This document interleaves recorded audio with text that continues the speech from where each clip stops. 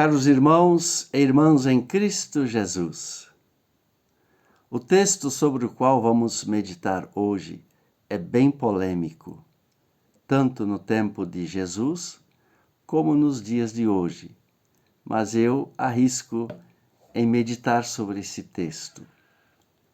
E nós o encontramos em Marcos capítulo 10, versículos 2 a 12, que eu passo a ler agora.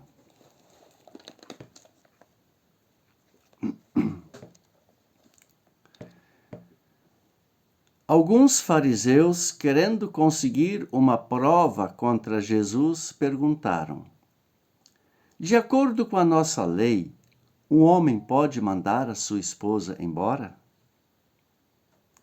Jesus respondeu com esta pergunta: o que foi que Moisés mandou? Eles responderam: Moisés permitiu ao homem dar à sua esposa um documento de divórcio e mandá-la embora. Então Jesus disse: Moisés escreveu este mandamento para vocês por causa da dureza do coração de vocês. Mas no começo, quando foram criadas todas as coisas, foi dito: Deus os fez homem e mulher. Por isso o homem deixa o seu pai e a sua mãe para se unir com a sua mulher, e os dois se tornam uma só pessoa. Assim, já não são duas pessoas, mas uma só. Portanto, que ninguém separe o que Deus uniu. Quando já estavam em casa, os discípulos tornaram a fazer perguntas sobre esse assunto. E Jesus respondeu: o homem que mandar a sua esposa embora e casar com outra mulher, estará cometendo adultério contra sua esposa. E se a mulher mandar o seu marido embora e casar com outro homem, ela também estará cometendo adultério. Um texto um tanto complicado, né? Mas vamos lá, vamos meditar sobre ele.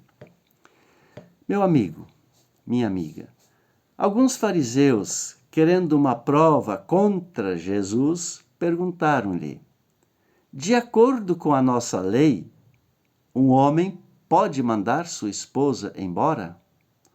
Sabendo que é uma resposta que não pode ser respondida com um sim ou com um não, Jesus faz uma contra-pergunta: o que foi que Moisés mandou?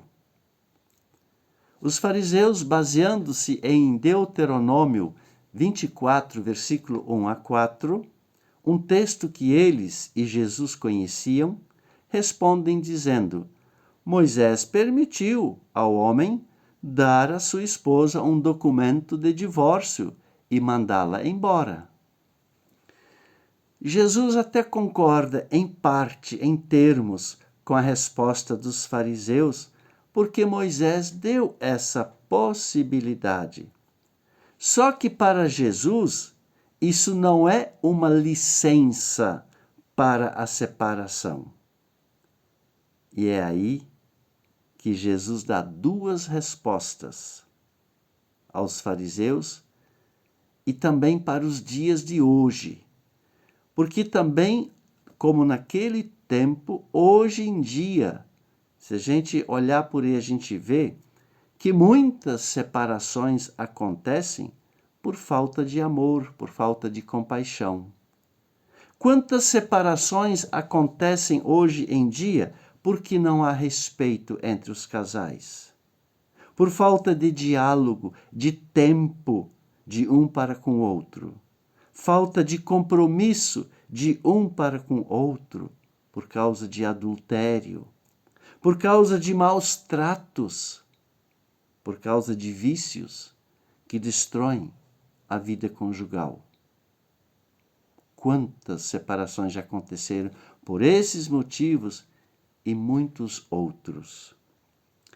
Na primeira resposta, Jesus diz: Moisés escreveu esse mandamento para vocês por causa da dureza do coração de vocês. Moisés deu este mandamento porque os homens daquela época, e muitos hoje em dia, têm o coração esclerosado, a tal ponto que colocam a lei acima do amor, da compaixão e do perdão.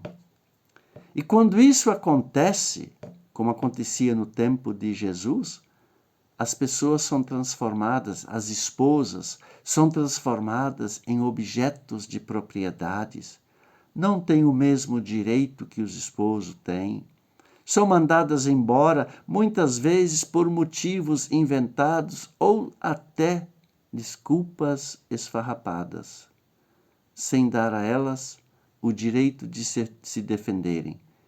É nesse mundo que Jesus viveu e é nesse mundo que Jesus está falando essas palavras.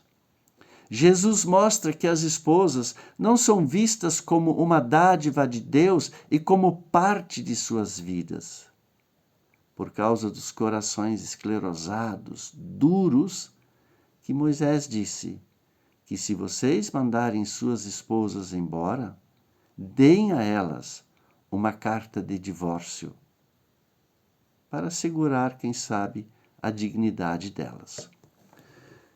Na segunda resposta, Jesus vai adiante e mostra que Deus não pensa em divórcio, usando para isso o relato da criação do homem e da mulher, dizendo: mas no começo, quando foram criadas todas as coisas, foi dito: Deus os fez homem e mulher. Por isso o homem deixa o seu pai e a sua mãe para se unir com a sua mulher, e os dois se tornam uma só pessoa. Assim, já não são duas pessoas, mas uma só. Portanto, que ninguém separe o que Deus uniu. A resposta de Jesus é uma reflexão profunda sobre a vida conjugal. Jesus mostra que a união não é somente uma vontade humana, mas é uma ordem de Deus.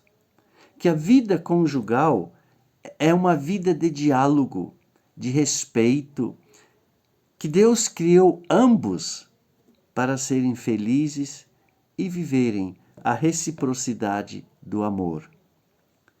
Jesus mostra, meu amigo, que Deus trata tanto a esposa como o esposo com os mesmos direitos e deveres, que não há superioridade de um sobre o outro, que a dor e a alegria de um é a dor e a alegria do outro, porque ambos são uma só pessoa, uma só carne.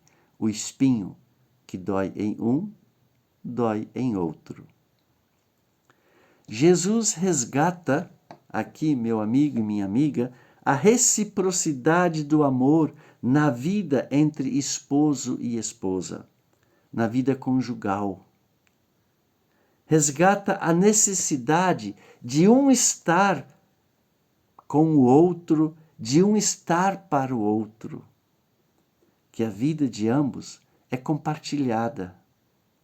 Que juntos tomam decisões sobre projetos de vida e juntos constroem uma família. Jesus resgata a vida conjugal como uma dádiva, um presente de Deus. Por isso ele diz que ninguém separe o que Deus uniu. Ou seja, que ninguém tem o direito de intervir na vida conjugal com a intenção de separar um casal. Jesus quer que o casal viva um pedacinho do céu entre eles.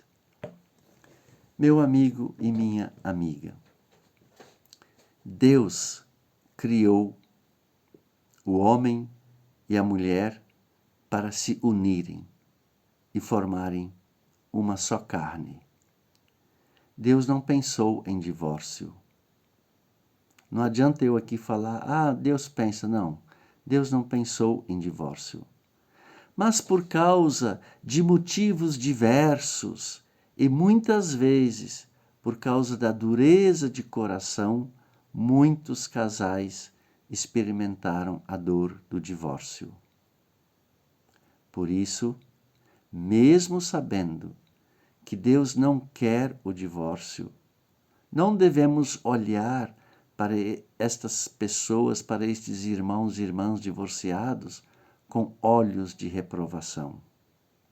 Não vamos marginalizá-los, não vamos afastá-los de nossa comunhão, porque também eles foram criados por Deus, têm o carinho de Deus e são amados e amadas por Deus.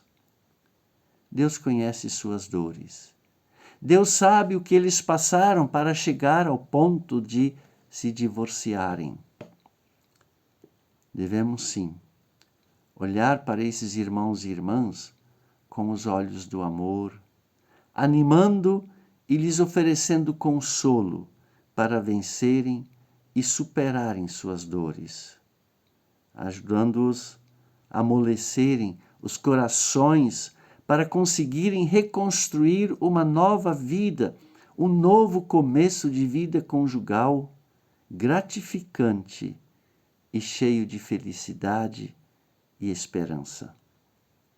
Se todas as possibilidades se esgotaram, não restando mais outro caminho a não ser o divórcio, vamos então ajudar os irmãos e irmãs divorciados a entenderem então que o divórcio, apesar de tudo, não é o fim, mas pode se tornar uma ótima oportunidade de crescimento pessoal e espiritual.